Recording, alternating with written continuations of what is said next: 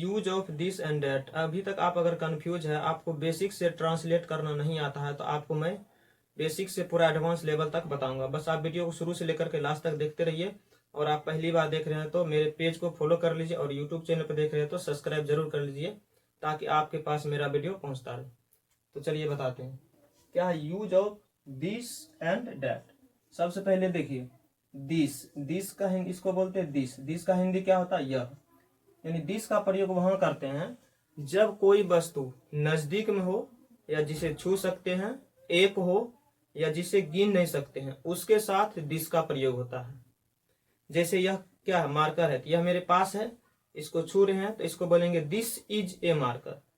और यहाँ कोई भी पास में रहेगा जिसको हम छू सकते हैं, उसके साथ दिस का प्रयोग करेंगे, एक रहेगा तब, या जिसे गिन नहीं सकते। जैसे रहेगा यह पानी है तो दिस इज वाटर होगा, डैट इज नहीं होगा। तो जिसे गिन नहीं सकते और नजदीक में हो, उसके साथ दिस का प्रयोग करेंगे। और उसके बाद क्या है, THAT, इसको डेट पढ़ते हैं। डेट मतलब क्या होता है, वह कहने से दूर का बोध होता है। अगर कोई वस्तु एक हो, या तो जिसे गिन नहीं सकते, दूर में हो, उसके तरफ हम इशारा कर रहे हैं, उसे हम छू नहीं सकते हैं, तो उसके साथ डेट का प्रयोग किया जाता है। जैसे कोई वस्तु दूर में हो तो उसके साथ डेट का प्रयोग होगा। जैसे देखिए एग्जाम्पल दी है, एग्जाम्पल से आपको सारा क्लियर हो जाएगा। सबसे पहले जान लीजिए दिस और डेट, ये दोनों के साथ में इज का प्रयोग होता है। ये दोनों होता है सिंगुलर। सिंगुलर मतलब क्या होता है, एक। सिंगुलर मतलब एक होता है। तो चलिए बताते हैं सेंटेंस में कैसे प्रयोग करते हैं। जैसे क्या है, यह मदन है। अब देखिए क्या यह है, उसके बाद मदन है। तो हिंदी सेंटेंस जो बनाते हैं तो होता है पहले सब्जेक्ट, अदर वर्ड, उसके बाद वर्ब। लेकिन इंग्लिश बनाते हैं तो पहले सब्जेक्ट होता है, पहले बता देते हैं, सब्जेक्ट होता है, उसके बाद वर्ब होता है, उसके बाद अदर वर्ड होता है। ये होता है इंग्लिश में लागू, ये इंग्लिश में लागू होता है। लेकिन हिंदी में कैसे रहता है sentence, subject plus other word plus verb रहता है। तो दिक्कत यही है। लेकिन इंग्लिश बनाते हैं तो पहले सब्जेक्ट को लिखते हैं, इंग्लिश बनाने में पहले सब्जेक्ट, उसके बाद वर्ब, उसके बाद अदर वर्ड। लेकिन हिंदी में रहता है सब्जेक्ट, अदर वर्ड, उसके बाद वर्ब। तो इंग्लिश बनाते हैं कैसे, पहले के लिए बताते हैं। यह मदन है तो पहले यह का इंग्लिश आपको लिखना, यह का इंग्लिश क्या है, दिस है। तो यह का इंग्लिश क्या करना है, दिस लिखना है। दिस रहे या दैट रहे, दोनों के साथ में इज का प्रयोग, तो इज लगा देना है। क्योंकि हिंदी में क्या सब्जेक्ट है, अदर वर्ड है, वर्ब है। लेकिन इंग्लिश बनाने में क्या चाहिए, सब्जेक्ट चाहिए, वर्ब चाहिए, अदर वर्ड चाहिए। तो दिस हो गया subject, is, am, are, was, were, ये सब वर्ब होता है। आपको पूरा क्लास करना है तो आप कमेंट करिए, और जिस तरह का आप चाहते हैं वीडियो देखने के लिए कमेंट करिए, उस तरह का वीडियो आपको बना के दूंगा। क्या है, यह मदन है, दिस इज। उसके बाद मदन है तो मदन में मदन हो जाएगा सिंपल। मदन का नाम जो होता है, नाम का नाम ही होता। और कोई भी नाम जो होता है ये प्रॉपर नाउन होता। अब प्रॉपर नाउन के पहले 99% नहीं तो ए लगाते, नहीं एन का प्रयोग करते हैं। अगर आपको सिंपल में पता नहीं तो सिंपल में ये याद रखना है, किसी का नाम आ जाए, किसी भी चीज का, शहर का नाम, गांव का नाम, देश का नाम, या कोई व्यक्ति का नाम आ जाए, उसके साथ में ए एन का प्रयोग नहीं करते हैं। यहाँ क्या, यह मदन है तो दिस इज मदन हो जाएगा सिंपल। उसके बाद क्या है, वह कलम है, तो वह का इंग्लिश देखिए, वह का इंग्लिश आपको पहले आना चाहिए, डैट। तो वह का इंग्लिश क्या लगाएंगे, डैट। दिस रहे या डैट रहे, दोनों में इज का प्रयोग होगा, तो डैट इज। अब कलम है, तो कलम जो देखिए, कलम है कॉमन नाउन, तो कॉमन नाउन के पहले दिस डैट आता है, तो उसको बोलते हैं सिंगुलर। इसके साथ में देखिए, हिंदी में एक लिखा रहे या एक लिखा नहीं रहे, तो डैट के साथ में क्या है, कलम आया है, कलम के साथ में ए एन, ए लगेगा तो ए, और एन लगेगा तो एन का प्रयोग करना ही पड़ेगा। लेकिन हम बहुत ऐसे विद्यार्थी को देखे हैं कि जो क्या करता है, वह एक कलम है तो डैट इज ए पेन लगा देता है, लेकिन वह कलम है, ये रहता है तो डैट इज पेन बनाता है। तो जिसको जिस तरह से पढ़ाया गया वो उसी तरह सीखा है, जो कि बिल्कुल गलत तरीका है। बस आपको सिंपल से याद रखना, दिस डैट सिंगुलर होता है, सिंगुलर मतलब सिंगल, और इसके साथ अगर कॉमन नाउन आता है तो उसके पहले ए और एन का प्रयोग किया जाता है। अगर आपको इतना याद नहीं रहेगा तो ये बात याद रखना, जिसको हम लोग आसानी से गिन सकते हैं उसमें ए एन का प्रयोग करते हैं, यानी काउंटेबल नाउन के पहले ए एन का प्रयोग करते हैं, जिसको आसानी से गिन सकते हैं। वह कलम है तो डैट इज, यहाँ पे एक लिखा रहे तो भी और एक नहीं लिखा रहे तो भी, डैट इज ए पेन। अब देखिए यहाँ पे ए क्यों लगा, एन नहीं लगा, यहाँ पी जो है प से शुरू हो रहा है, प साउंड से, जो कि कॉन्सोनेंट साउंड है। जो कॉन्सोनेंट साउंड से शुरू होता है उसके पहले ए का प्रयोग करते हैं, और जो वोवेल साउंड से शुरू होता है उसके पहले एन का प्रयोग करते हैं। ये सब भी आपको सीखना पड़ेगा। बस आप बिल्कुल शुरू से देखते रहिए, आपको सब समझ में आ जाएगा, बिल्कुल क्लियर हो जाएगा। आज तक आप जो पढ़े हैं उससे थोड़ा हट के पढ़िए, तभी आप सीख पाइएगा। इंग्लिश लिखना, पढ़ना और बोलना सब सीख। तो वह कलम है, दैट इज ए पेन। यह एक सेब है। अब देखिए यह का इंग्लिश पहले दिस, दिस, उसके बाद इज, दिस इज। अब यहाँ देखिए एक लगा दिए हम, एक लगा रहे तो भी, एक नहीं लगा रहे तो भी, दिस मतलब सिंगुलर ही होता है। अब यहाँ पे एन एप्पल होगा, एन एप्पल। यहाँ देखिए ए जो है ए से शुरू हो रहा, यानी कॉन्सोनेंट साउंड से नहीं शुरू हो रहा, यहाँ पे वोवेल साउंड से शुरू हो रहा।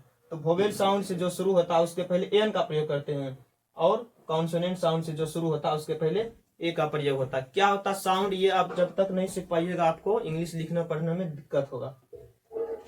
तो दिस इज एन एप्पल, वह पानी है, तो वह का इंग्लिश क्या लिखना है, डेट। वह का इंग्लिश क्या लिखना है, डेट। उसके बाद क्या लगाना, इज, तो डेट इज। अब देखिए पानी, पानी जो है मेटेरियल नाउन है। अगर आपको उतना मेटेरियल नाउन नहीं पता, common noun, proper noun, common noun, ये सब बताऊंगा, ठीक है। बस चैनल को सब्सक्राइब कर लीजिए और फॉलो जरूर करिए। सीधा आपको याद रखना है कि जिसको हम लोग गिन नहीं सकते हैं उसमें एन का प्रयोग नहीं करते हैं।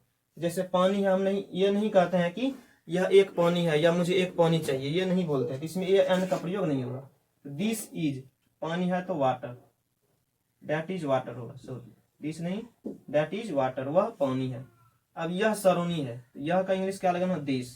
अब सरोनी किसी गांव का नाम है, गांव का नाम रहे या व्यक्ति का नाम रहे या महीना का नाम रहे, सब प्रॉपर नाउन होता है। किसी का नाम आ जाए, खास नाम, उसके साथ एन का प्रयोग नहीं करते हैं। तो दिस इज, सरोनी है तो सरोनी। और आपको उतना याद नहीं रहेगा, देखिए इधर सरोनी लिखा है, इधर भी सरोनी लिखा है, जो इधर और जो इधर सेम टू सेम लिखा जाता है उसके साथ में एन का प्रयोग नहीं करते। लेकिन यहाँ देखिए कलम है, कलम का क्या होता है, पेन, इसलिए यहाँ पे एन का प्रयोग किया जाता है। और जिसको गिन नहीं सकते उसमें भी एन का प्रयोग नहीं करते। फिर क्या, वह तेल है, तो वह का इंग्लिश डेट। उसके बाद क्या लगाना, इज, तो डेट इज।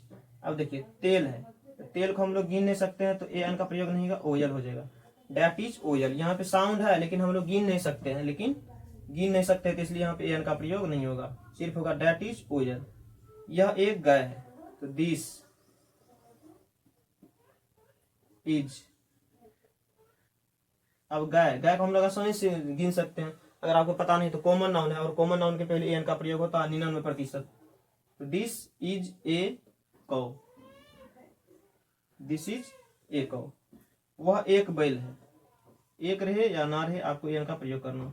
फिर that is an ox, that is an ox.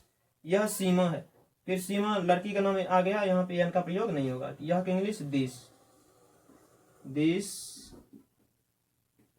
Is. अब सीमा है तो सीमा, दिस इज सीमा। फिर क्या है, वह आम है, वह का इंग्लिश डेट, वह का इंग्लिश डेट। उसके बाद इज। अब देखिए आम जो है वैसे मेटेरियल नाउन है, ठीक है, लेकिन जिसको एक एक करके यूज करते हैं उसको बोलते हैं कॉमन नाउन, और कॉमन नाउन के पहले एन का प्रयोग होता है। तो that is a mango, that is a mango. देखिए अब ये क्या हुआ, हिंदी का इंग्लिश हम ट्रांसलेशन बना लिए, ट्रांसलेट कर लिए। अब इसको क्या करना, हिंदी और इंग्लिश दोनों साथ साथ पढ़ना है, तभी आपको इंग्लिश लिखना, पढ़ना और बोलने जरूर आ जाएगा आराम से। तो क्या है, यह मदन है, दिस इज मदन। वह कलम है, दैट इज ए पेन। यह एक सेब है, दिस इज एन एप्पल। वह पानी है, दैट इज वाटर। यह सरोनी है, दिस इज सरोनी। वह तेल है, दैट इज ओयल। यह एक गाय है, दिस इज ए कौ। वह एक बैल है, दैट इज एन ऑक्स। यह सीमा है, दिस इज सीमा। वह आम है, दैट इज ए मैंगो। ये देखिए ये पार्ट 1 है। दिस दैट में 3 तरह का सेंटेंस होता है, और एक सेंटेंस का आपको 4 बनाने के लिए आ जाएगा। आपको इंग्लिश लिखना, पढ़ना, बोलना सब आ जाएगा। जैसे हम एक बोल देते हैं अभी, यह मदन है, तो दिस इज मदन। इसका दूसरा सेंटेंस होगा दिस इज नॉट मदन। तीसरा होगा इज दिस मदन। चौथा होगा इज दिस नॉट मदन। जब आप एक सेंटेंस का 4 सेंटेंस निकालने लगेगा, आपको इंग्लिश लिखना, पढ़ना, बोलना आराम से आने लगेगा। कैसा लगा ये वीडियो आप लोग कमेंट करके जरूर बताइएगा, और मैं पार्ट 1, पार्ट 2, पार्ट 3 इसका लेकर के आऊंगा। आप कंप्लीट वीडियो देखिएगा, आपको कभी भी कहीं भी दिक्कत नहीं होगा। तो चलिए मिलते हैं तो दूसरे वीडियो में, तब तक के लिए बाय।